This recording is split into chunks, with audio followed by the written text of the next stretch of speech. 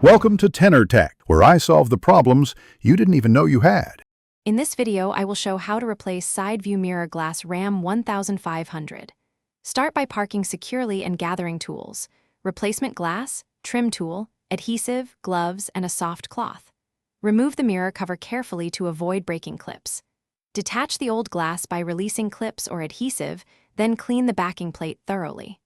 Align new glass, press evenly to secure, and test mirror movement and heating if applicable. Begin by tilting the mirror to access the top edge and use a plastic trim tool to separate the cap. If the glass is cracked, carefully remove fragments while wearing gloves to avoid injury. Locate and depress retaining clips or loosen adhesive spots, then lift the mirror assembly out. Keep track of small parts and store them safely.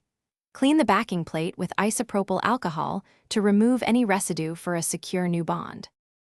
Align the replacement glass by testing fitted into the housing, checking connectors, and clip positions.